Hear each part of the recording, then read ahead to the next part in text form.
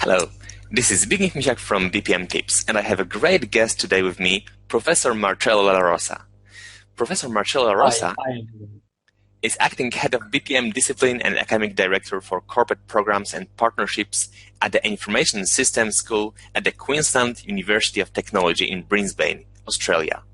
His research interests span different BPM areas, including process consolidation, mining, automation, in which he published over 100 papers.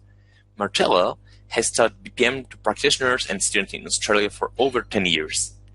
Based on this experience, he authored Fundamentals of Business Process Management, the first comprehensive textbook on BPM, which has influenced the curriculum of over 150 universities in the world.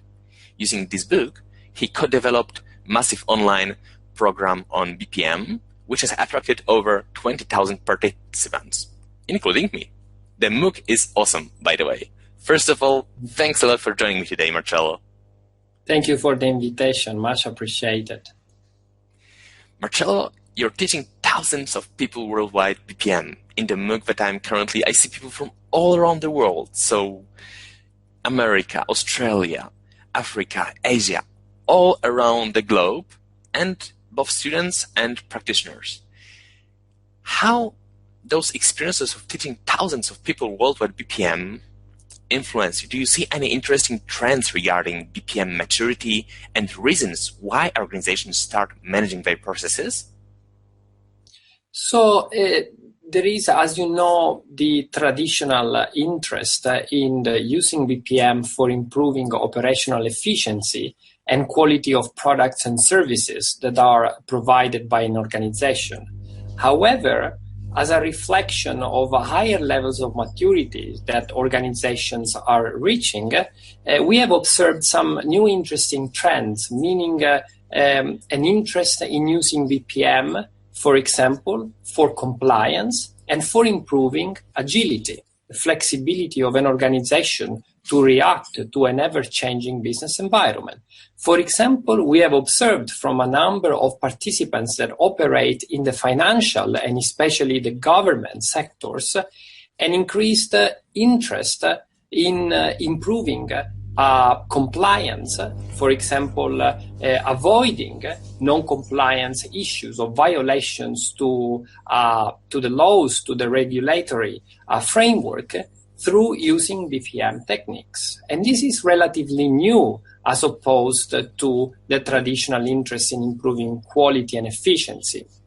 Another interest, as I was saying, is in using BPM to improve the flexibility of an organization, its ability to react to changes that are provided by the business environment. This could be cultural changes, regulatory changes, changes in the economic setting where the organization operates. So this is very interesting, of course, to experience these situations where organizations are indeed using BPM beyond the traditional focus on quality and efficiency. However, I'm yet to see the full potential of BPM being exploited. In a way, we see that with this big wave of digital transformation, there are new opportunities coming up, for example, as offered by emerging new technologies, such as social network platforms, as well as emerging business models, for example, crowdsourcing or brokering in peer-to-peer environments, for example, peer-to-peer lending. Now, BPM can clearly be of help to improve the networking with customers and partners. For example, in a way to exploit these emerging technologies or emerging business models. For example, I could use BPM to identify what processes I need to modify or what new processes I need to put in place to jump into peer-to-peer environments where I can act as a broker, where my organization can act as a broker. We are not yet there. We didn't see these topics being discussed in the MOOCs. But I'm confident that one day we will get there. Of course, BPM is catching up with these emerging topics. And I must admit that from a research point of view, approaches in this area are not yet consolidated. They are still in their infancy. If I can ask a question regarding those what you mentioned, do you see any geographical differences between which reasons for BPM are stronger in which areas? I live in Poland, close to Germany, so I see that in Germany compliance is traditionally very, very strong. On the other hand, I see that in other countries compliance is not such a big topic. Do you see any differences from the geographical point of view? Yeah, I can say indeed that we found out that certain countries, like in Europe as well as, for example, here in Australia, where compliance is a big item on every organization's books, then there was a stronger emphasis on compliance. Whereas we saw, especially in the Future Learn MOOC, where we had a large proportion of the participants coming from developing countries, especially in Africa, where there the interest was relatively strong on the traditional use of BPM for efficiency and quality. So this is something that indeed I recall as being a geographical difference or a difference in interest of BPM determined by the geographical location of the participants. What would you do? How would you start if you would like to implement BPM as a management practice in an organization? Let's imagine that you're one of the students of the MOOC and you're totally confident that BPM has potential. But what would be the first step? Would you start with modeling, with doing something else? No, I would definitely not start with modeling. So, I mean, here, if we want to use BPM if we want to start implementing BPM as a management practice within the whole organization, then we need to start moving away from the scope of a single project and a pretty operational level focus to a more enterprise level focus, where we start managing potentially multiple BPM projects that may occur, may take place concurrently at the same time within the organization, and we need to be able to manage them holistically. So the first step that I would do is to start implementing in an incremental way a governance structure to manage these multiple projects in BPM holistically. So the aspects that this governance structure would need to focus on would be primarily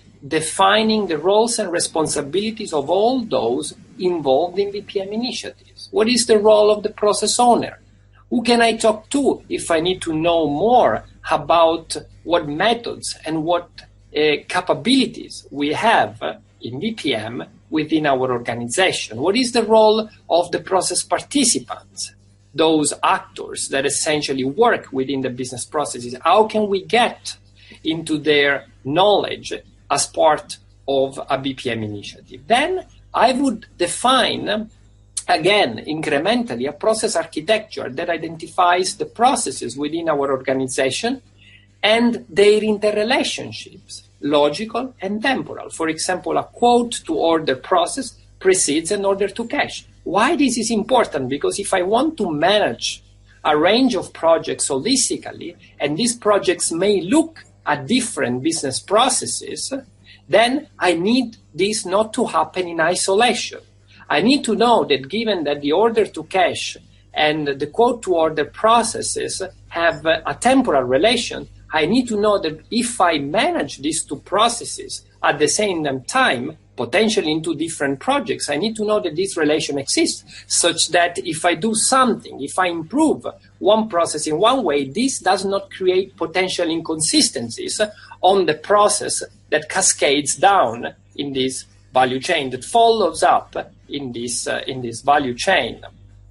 So this is another thing that I will have to focus on, and especially I will need to prioritize the management of the business processes within my organization, starting from the process architecture. Prioritizing the management means establishing what is the strategic importance of each business process, as well as I can use other dimensions such as the health of the business processes or the feasibility in changing these business processes. Once I come up with a prioritized list of processes, then I can define a roadmap for my next BPM projects. What are the processes that I'm going to manage next and why? Why? Because I know their strategic importance. Then I need to define a clear portfolio of BPM services. What are all the services that I can offer to my organization?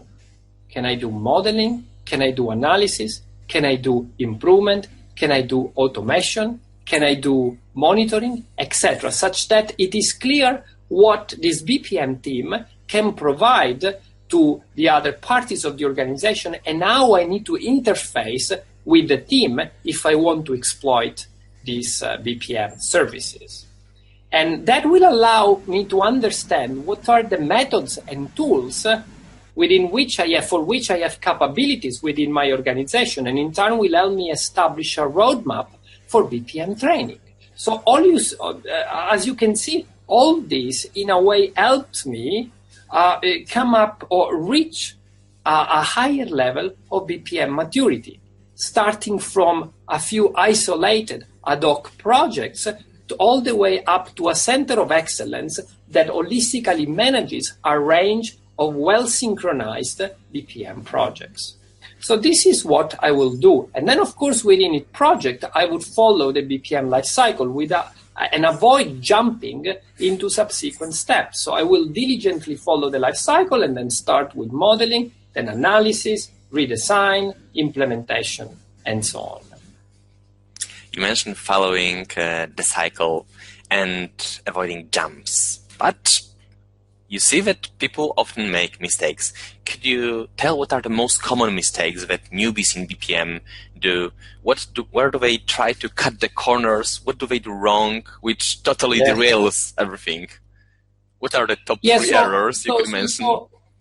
So I can think of 3 or 4 common mistakes that BPM practitioners typically make within organizations. One is I think that the first one would be having a strong focus on activities, methods, and tools, rather than on the values that we want to achieve through BPM. And this is symptomatic of a lack of strategic alignment. So we go back to the previous question, so how to manage holistically a set of BPM projects. So it is important to identify the strategic alignment of the BPM initiative with the priorities of the organization. So often we have a BPM adept that is very excited about a particular method, say Lean Six Sigma, or a particular methodology like Lean Six Sigma, or a particular tool. They become very excited about a particular BPM system, and then they try to push for the use, for the uptake of that particular methodology or tool within the context of the organization. And at the meantime, however, they lose the ultimate goal. So why do we need BPM? We may embark in a large journey where we train dozens and dozens of employees in Lean Six Sigma, but we know that Lean Six Sigma is about improving efficiency and quality. And if our strategic priority is to innovate, so we need something different. If we want to come up with innovative products or services, Lean Six Sigma is not going to be of much help. So the choice of the method pretty much should be determined by the strategic objectives that we want to achieve. Compliance, agility, quality, risk mitigation, networking, efficiency. And on the basis of that, we should come up with the right repertoire of methods as well as tools to use.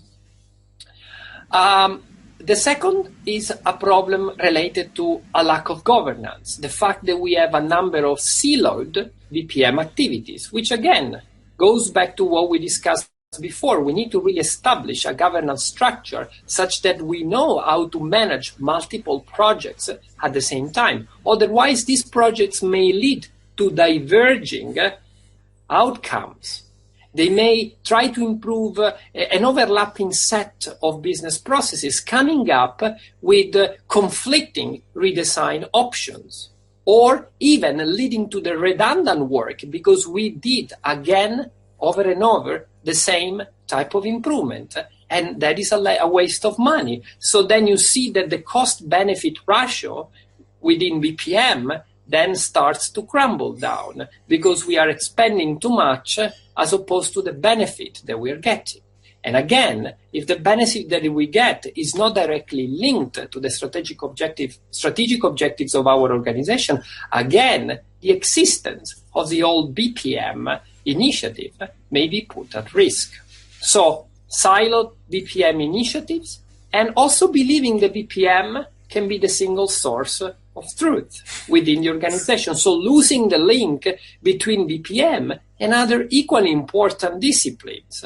For example, risk management, project management. It is important as part of a governance structure that we also establish the link between BPM and these related disciplines. For example, how should I use BPM within a project if in that project I'm following a typical project management approach? For example, I'm following Prince2.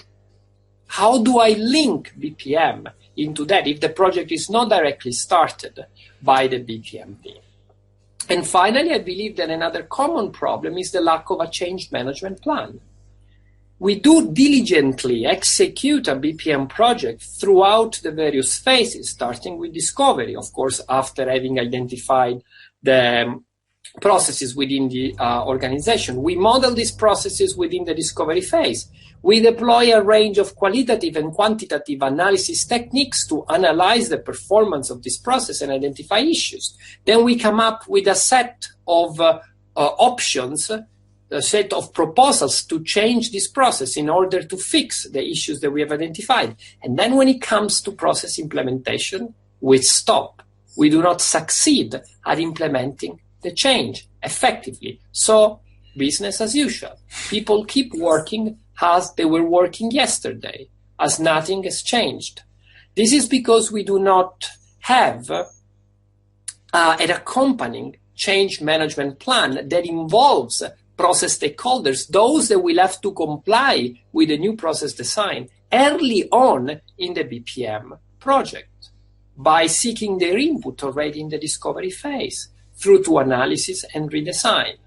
So this is also, even if for as obvious as it may sound, a very common problem. A strong focus on BPM methods and tools and a lack of focus on change management. Now I would like to ask additional question building on your first answer about value. Imagine that you're a new manager of BPM team, so there is already a BPM Center of Excellence, but the board recently changed. They have no clue about BPM in general, they have never heard it, and you have 3 months to show the value of BPM to the organization, especially to the board, so that they know that it makes sense to pay you and your team. How would you approach this? So let's assume that the previous board was indeed very supportive of BPM, and all of a sudden we miss this top level support. Exactly. Now usually to sell BPM, we can use 2 different approaches. We can use a push approach or a pull approach. In the push approach, we push for the use of BPM based on generally acknowledged benefits that BPM can bring. BPM can help us improve operational efficiency, improve the quality of products and services, improve compliance, and so on. However, this approach can only work, an approach where, for example, we tap into international case studies, or we even look at case studies within our domain. But this approach is not tailored to the specific needs of our own organization. And unless you have already the top management support, is going to fail. So the other approach that is clearly more demanding is the pull approach, where you try to pull to yourself existing problems and priorities within the organization, and you tailor, you adapt the BPM message to responding in order to respond to those needs and priorities within the organization. So what I would do in 3 months is that I would try to get in touch with the new board members in isolation and try to understand indeed what their priorities are.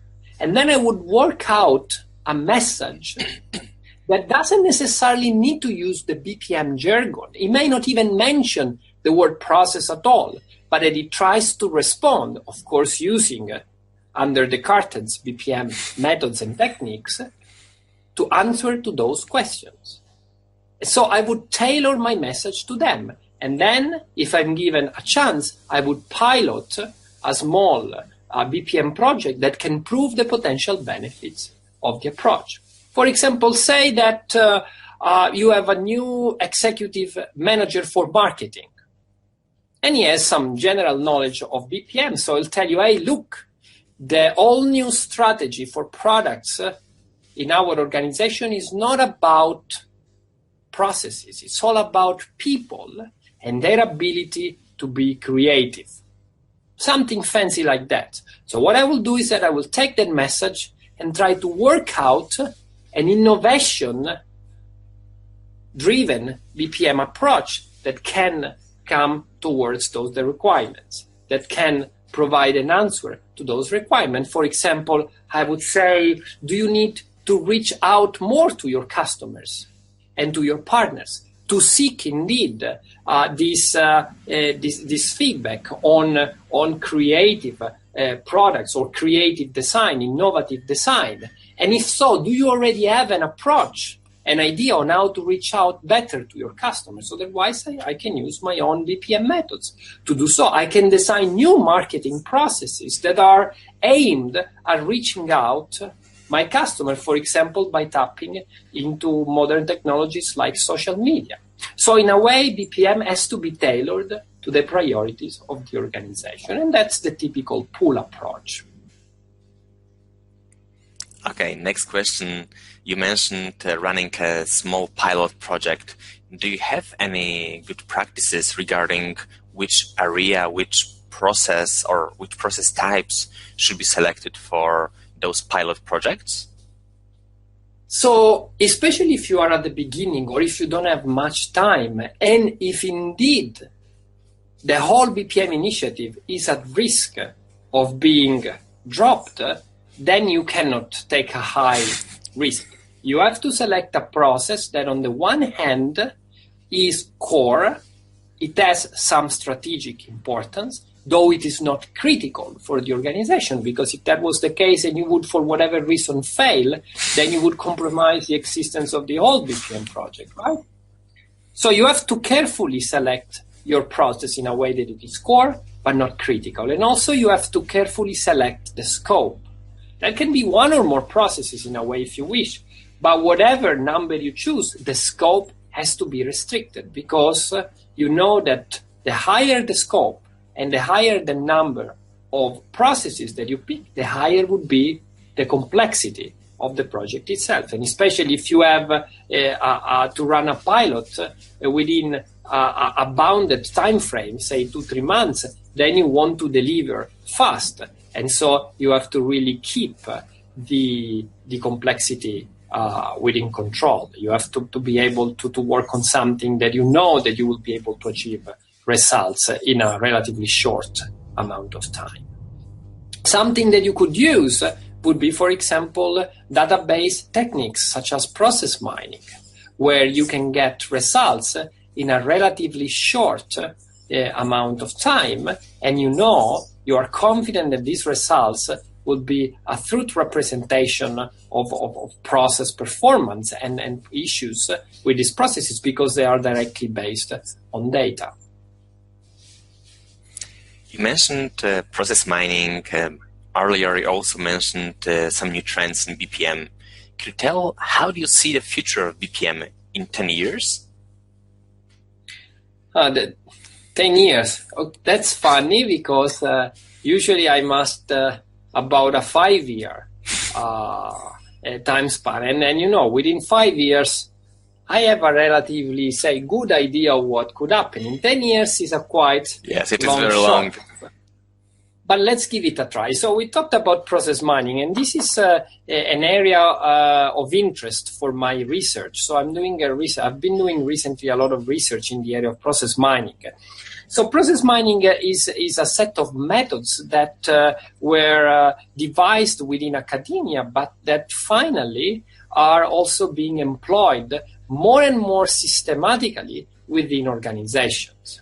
You see organizations in different sectors doing more and more work in the area of process mining. So in a nutshell, process mining is about inferring actionable process knowledge from the IT logs of an organization. You take logs of transactional operations such as orders, procurements, loans that are created by a common IT system within an organization such as an ERP or a CRM system, and then you start analyzing this data in order to infer actionable process knowledge. What does it mean, actionable? It's knowledge that essentially allows you to take remedial actions in case you find issues like performance, compliance issues. Quality issues, it can be any type of process-related issue. So what I will see, at least within 5 years, would be a more systematic and capillary uptake of process mining within organizations. Within 10 years, however, I would see an advancement of techniques in process mining and their uptake. So nowadays, say in the vast majority of process mining projects in industry, process mining is used as an a posteriori tool. You analyze historical data and reflect on issues of the past. Issues that might still be current, but at least you are looking at historical data. So there is, of course, some lag time that will be required before you can implement actions to rectify the issues that you have identified. With the increase of computational power and the increased sophistication of process mining techniques, I see more and more the ability of shifting process mining from an a posteriori tool to a real-time tool for predictive process monitoring. So I would like to see, say in 10 years from now, the availability of tactical dashboards that allow stakeholders to take immediate actions on the running business process instances. So not on those of the past, not just reflecting on instances that have been completed, but trying to rectify current process instances on the fly. For example, this dashboard could predict whether the process KPIs are going to be met, and with confidence level are these going to be met. Or could predict if there is a high risk of violating a service level agreement, or that this current instance becomes uncompliant. And if you think through, then this tactical dashboard could also act as a recommender system that continuously, on the basis of these analytics, which could be visualized in a fancy way if you wish, could help the stakeholders, suggesting them what remedial actions to take, how to avoid this risk, how to minimize the risk of non-compliance availability, or in order to keep the process efficient, how should I relocate resources within my process, and to where should I relocate it? So it's predicting that there is going to be a congestion in 3 days affecting this particular area of my business process. Also looking inter-instance, so by looking at a shared pool of resources across different instances of potentially different business processes, could be procurement, ordering, etc., etc. So how should I best allocate my resource pool, my shared resource pool, in order to avoid ending up in these efficiency issues. So I see that as an area of development for research and clearly an area of great interest for industry. Another idea related to that would be to be able to get more punctual, more informative data, for example, by tapping into Internet of Things devices that would be deployed in the workplace and could provide up-to-date information on, for example, the location of the resources within the organization. I'm thinking, for example, of the employment of process mining techniques in combination with IoT devices, for example, in a minefield, where I can track real-time the position of all the miners, and I can predict whether they're going to be late for their next task. And I can also track the position of machinery and other resources involved in the mine site. So I think that this would be two areas of very interesting, where we will see very interesting developments in the near future. Thanks a lot for a great interview, Marcello. For those of you who would like to learn more about the MOOCs and participate, simply visit moocs.qut.edu.au. If you want to follow Marcello, visit his site marcellolarosa.com or follow him on Twitter. Thanks a lot.